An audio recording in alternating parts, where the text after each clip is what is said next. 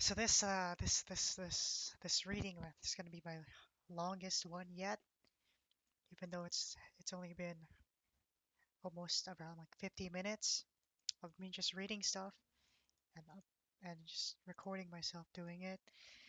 I'm gonna go all out. Just screw it. I'm just gonna read the Declaration of Independence. Uh, you know, Thomas, written by Thomas Jefferson, edited by people like John Adams and what's his face, Benjamin Franklin and stuff. I think their edits on the in Declaration also apparently hurt Jefferson. I think, just like funny meme time. Okay. Oh, this is pretty long. In Congress, July 4, 1776, the unanimous Declaration of the 13 United States of America. When in the course of human events it becomes necessary for one people to dissolve the political bands which have connected them with another, and to assume among the powers of the earth the separate and equal station to which the laws of nature and of nature's God entitle them, a decent respect to the opinions of mankind requires that they should declare the causes which impel them to the separation.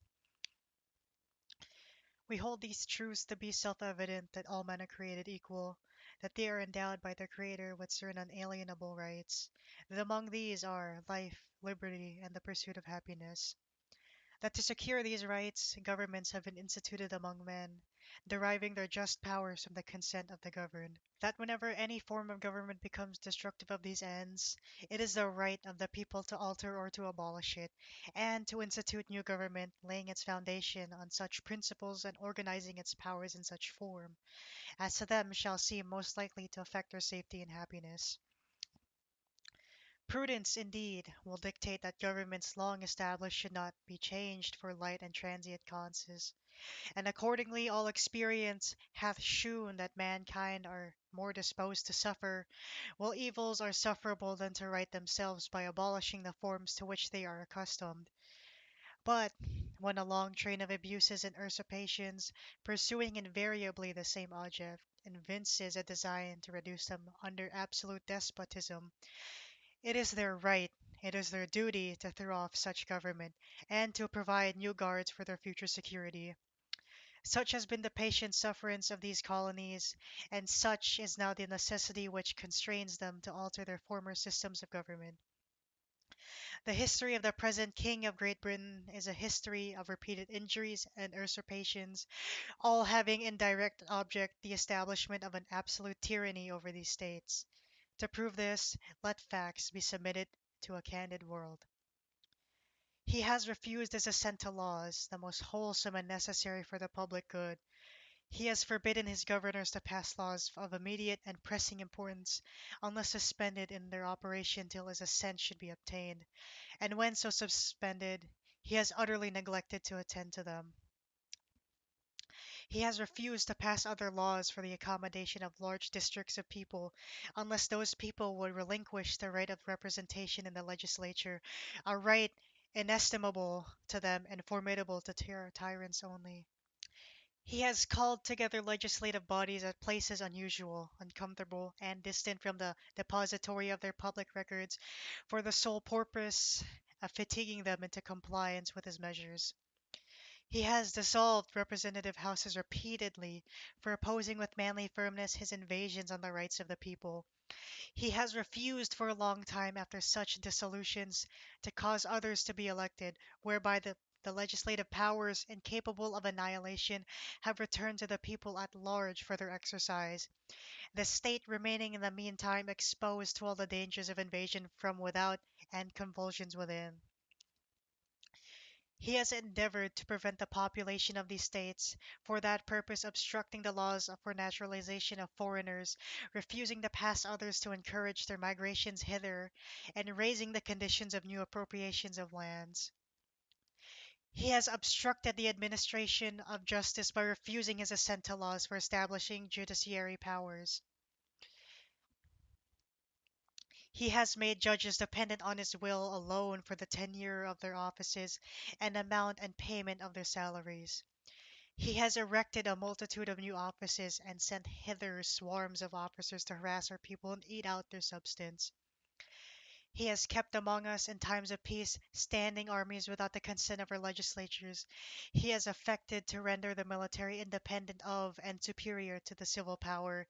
He has combined with others to subject us to a jurisdiction foreign to our Constitution and unacknowledged by our laws, giving his assent to their acts of pretended legislation, for quartering large bodies of armed troops among us, for protecting them by a mock trial from punishment for any murders which they should commit on the inhabitants of these states, for cutting off our trade with all parts of the world, for imposing taxes on us without our consent, for depriving us in many cases of the benefit of trial by jury, for transporting us beyond seas to be tried for pretended offenses, for abolishing the free system of English laws in a neighboring province, establishing them therein an arbitrary government, and enlarging its boundaries so as to render it at once an example and fit instrument for introducing the same absolute rule into these colonies,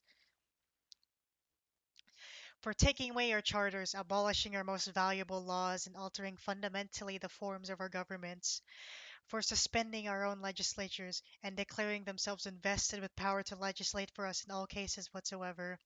He has abdicated government here by declaring us out of his protection and waging war against us. He has plundered our seas, ravaged our coasts, burnt our towns, and destroyed the lives of our people.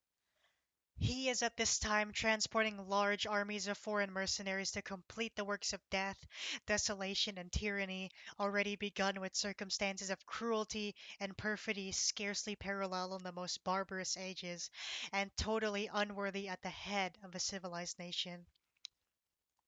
He has constrained our fellow citizens taken captive on the high seas to bear arms against their country, to become the executioners of their friends and brethren, or to fall themselves by their hands. He has excited domestic insurrections amongst us, and has endeavored to bring on the inhabitants of our frontiers the merciless Indian savages whose known rule of warfare is an undistinguished destruction of all ages, sexes, and conditions.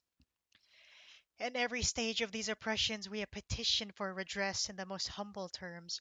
Our repeated petitions have been answered only by repeated injury. A prince whose character is thus marked by every act which may define a tyrant is unfit to be the ruler of a free people. Nor have we been wanting in attentions to our British brethren. We have warned them from time to time of attempts by their legislature to extend an unwarrantable jurisdiction over us.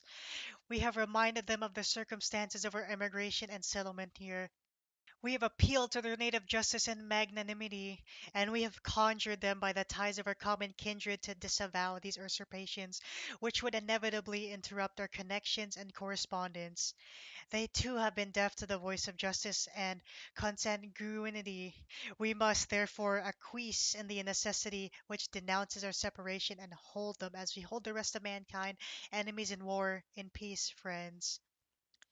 We, therefore, the representatives of the United States of America in General Congress, assembled, appealing to the Supreme Judge of the world for the rectitude of our intentions, do, in the name and by authority of the good people of these colonies, solemnly publish and declare that these united colonies are, and of right ought to be free and independent states, that they are absolved from all allegiance to the British Crown, and that all political connection between them and the state of Great Britain and is ought to be totally dissolved, and that as free and independent states they have full power to levy war, conclude peace, contract alliances, establish commerce, and to do all other acts and things which independent states may of right do. And for the support of this declaration, with a firm reliance on the protection of divine providence, we mutually pledge to each other our lives, our fortunes, and our sacred honor. I messed up on a few parts, I think. Yeah, I messed up. I stumbled on a few parts. I literally had to like do this in multiple parts, because I messed up pretty badly. But I just kept the parts where I like stumbled just a little bit, not too much. Well, that's the Declaration of Independence. Uh, Who people who signed this from New Hampshire, we have Josiah Bartlett, William Whipple, and Matthew Thornton. From Massachusetts, you got John Hancock, Samuel Adams, John Adams, Robert Treat Paine, and Elbridge Gerry. Elbridge Gerry. In Rhode Island, you have Stephen Hopkins and William Ellery. From Connecticut, you have Roger Sherman, Samuel Huntington, William Williams, and Oliver Walcott. In New York, you have William Floyd, Philip Livingston, Francis Lewis, and Lewis Morris. That's funny. From New Jersey, you have Richard. From New Jersey, you have Richard Stockton, John Witherspoon, Francis Hopkinson, John Hart, and Abraham Clark. From Pennsylvania, you have Robert Morris, Benjamin Rush, Benjamin Franklin, John Morton, George Clymer, James Smith, George Taylor, James Wilson, and George Ross. From Delaware, you have Caesar Rodney, George Reed, Thomas McKean. From Maryland, you have Samuel Chase, William Paca, Thomas Stone, Charles Carroll of Carrollton. Okay. Uh, from Virginia, you have George Wythe, Richard Henry Lee, Thomas Jefferson, Benjamin Harrison, Thomas Nelson Jr., Francis Lightfoot Lee, and Carter Braxton. From North Carolina, you have William Hooper, Joseph Hughes, and John Penn. And in South Carolina, you have Richard Rutledge, Thomas Heyward Jr., Thomas Lynch Jr., and Arthur Middleton. And finally, from Georgia, you have Bun Gwinnett, Lyman Hall, and George Walton. Oh man, this is quite a declaration. That's the second time I've read this, which is nice. The Declaration of Independence is fun. I might do the Constitution might be next, and by next I mean the next incredibly long document I'm gonna read. The Constitution is pretty good. Huh.